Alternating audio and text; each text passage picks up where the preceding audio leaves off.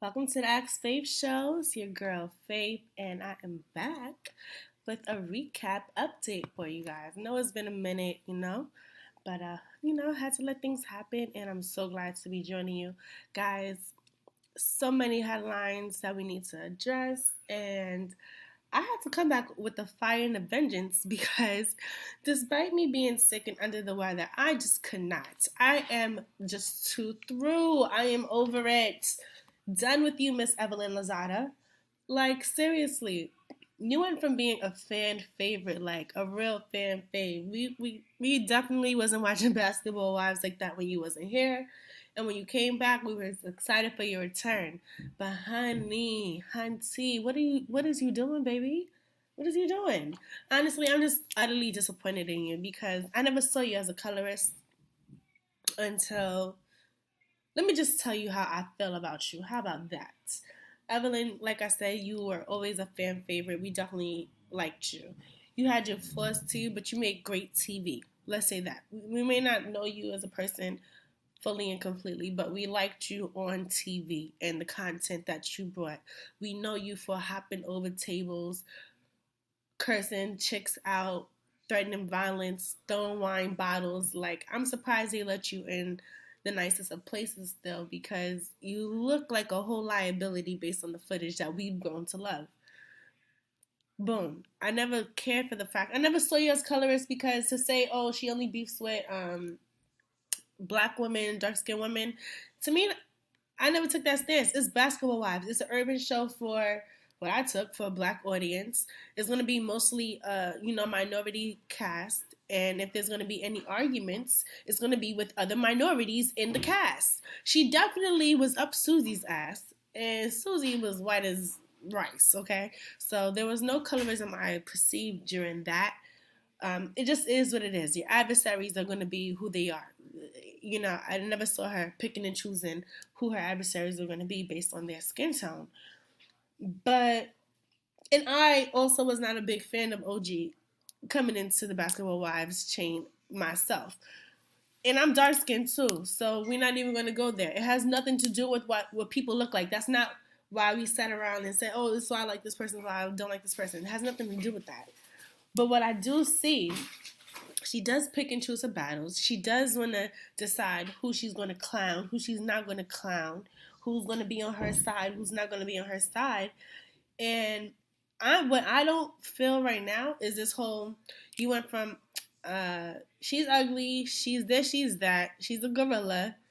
I'm also black. I'm Afro-Latina. Being Afro-Latina does not equate you to being black, but heard you though. You're Afro-Latina in your eyes, and now you are doing a restraining order and a defamation of character against this woman that has done nothing different than what you have done. And you clown Jennifer for wanting to sue that girl a few years ago. One of your friends, someone who you said Jennifer used to be friends with, whatever the case may be, you thought it was real whack and real corny that she would even take it to the law and want to get a suit done against her, which is what you're doing now today. You was real comfortable running behind Cece. You want to run up on her, but it's not okay for other people to want to run up on you, which I have not yet seen done. No one has yet ran up on you. That has yet to happen. And what I don't like is in the wake of you saying, I'm not racist. I'm not a bigot. I'm not this. You still want to adopt the mentality that you feel attacked. You feel so much attacked to the point that you want to get a restraining order against your castmate who ain't never rose a hand towards you. That's that Caucasian bullshit. That's that rhetoric. I feel attacked. You hear it on every Real Housewives of any Real Housewives chain where there's a cast full of white women. Dallas, which I love. New York, which I love. I love all of these chains. You know what I mean? But one thing I do notice is that when any other cast members say anything to somebody else and they don't like it, their first word is, oh, not you. They don't say, oh, you're hating on me like a black woman would. They're going to say, oh, I feel attacked. And you know what? Attack is hand in hand with assault. And in the eyes of the law, attack, assault are synonymous. If you feel attacked, a verbal assault, that is a charge. You are bringing up charges against Trump charges at that, but nevertheless, the point is that you are willing to bring litigation towards someone who has honestly done nothing to you besides make you the topic of conversation, because I wasn't talking about your ass before, and made you relevant again because you was getting tired, you was getting old. Like, you should be happy that OG is bringing you a storyline, because last year you was over here pumping your gut with IVF for a nigga that you're not even with no more. So you should be thankful. You should be. And all I know, for all I know, this is all a storyline.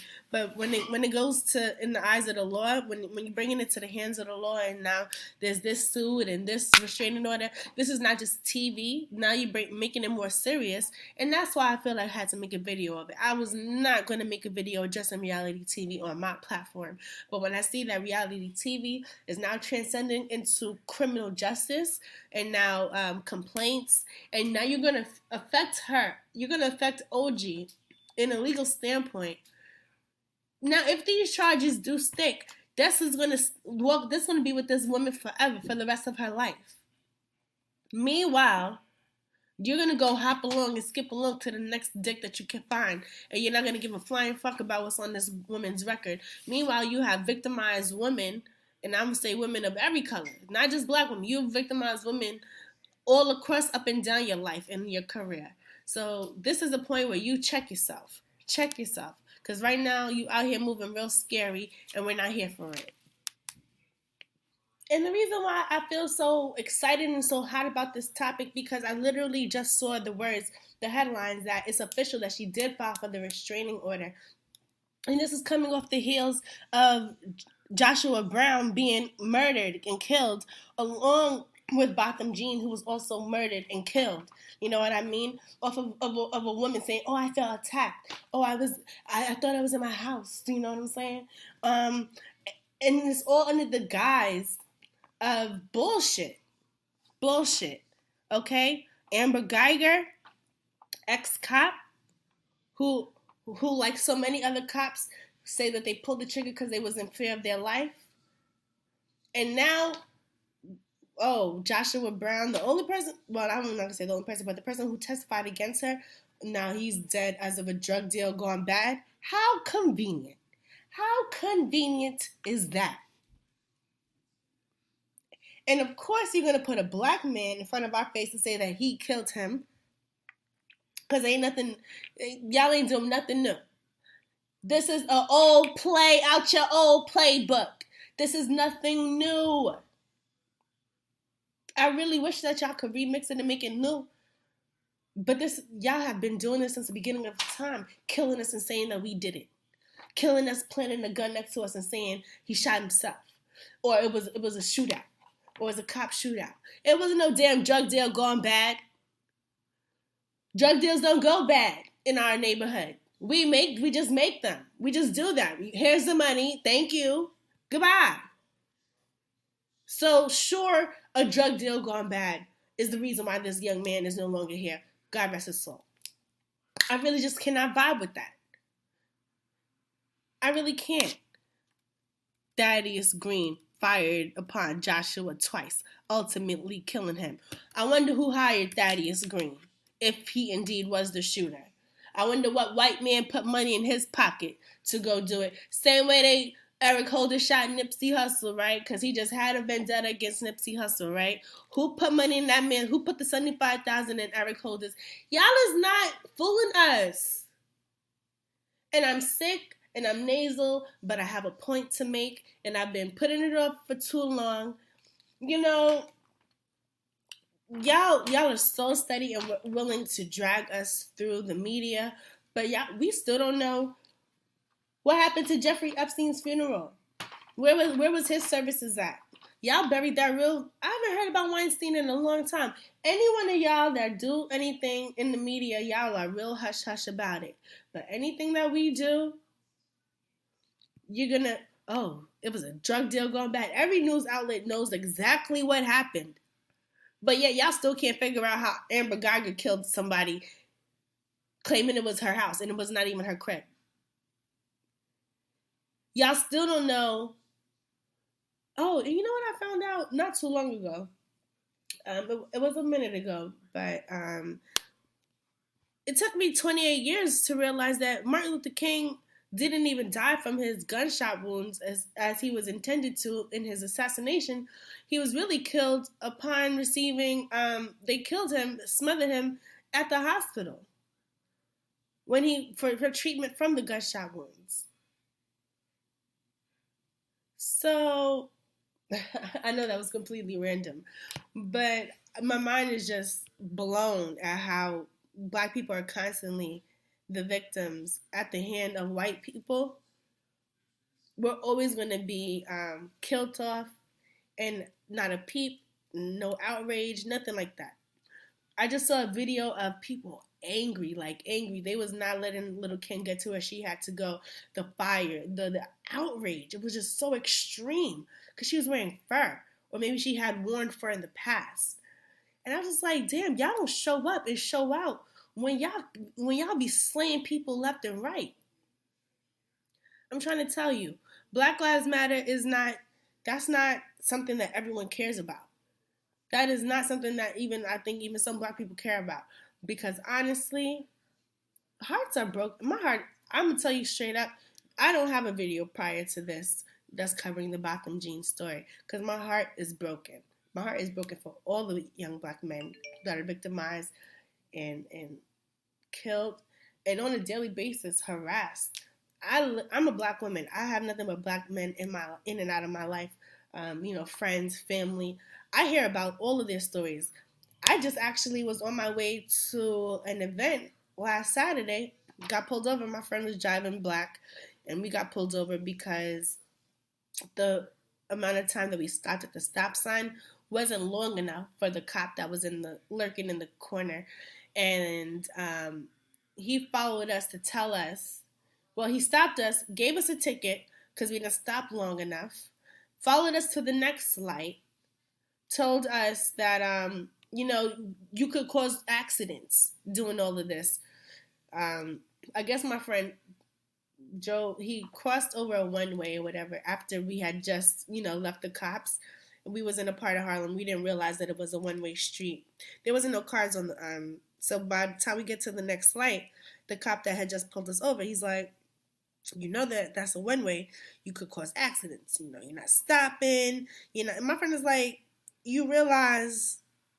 He's like, I'm sorry, sir. Like, I'm not from this area. I didn't see the sign. It was a mistake.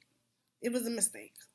I don't know. The cop was kind of angry, talking like scolding us like we was young kids. We're not young kids, but he was talking to us like we was young kids. And then the cop proceeds to run through a light and almost hits a guy on a bike. I kid you not, because I recorded it. So as he's scolding us, excuse me, as he's scolding us for potentially for what could have created an accident where there was no people around or no cars around, those same officers proceeded to run through a light and almost hit a bike pedestrian. Well, he's not a pedestrian because he's on a bike. So he almost did the exact thing that he was talking to us about. Just driving while black, being harassed. Like, motherfucker, go about your way and we're going to go about ours. Like, unless you're about to write us this ticket, you have no reason to be in my face trying to talk to me because this is a Saturday night. I'm pretty sure there's other shit that's going on in Harlem. Please go about your business. Hands is up. We in the car like, I got the tape rolling because I'm like, if something happens to me, I'm recording everything. There's a cop on the other side of. So there's two cops. There's one that's talking to him, and the cop that's watching me. Okay, you want to watch me? I'm watching you too. I got you on video. What's up? What's happening? But this is what I'm talking about. This is the climate in America where we have to live under a certain precaution. But if you are of a lighter skin tone and you say, I feel attacked, shit, you better watch out because you just sick the law on those people and the law could go either way. And that's where the fire, that's where the passion comes from. Despite me being sick, I was so sick of the rhetoric I've been seeing. And for you to go and claim that you are Afro-Latina and that you're proud of your roots, I need you to think twice before you go get the law and involve them in some bullshit that could have been tabled and held on for next season. Think twice before you endanger your brother and sister, and you know what we dealing with out here, black women, so-called black women. And rants. I'll be back probably this week to send y'all another video. But this right here is a personal message to you and anybody who thinks like you.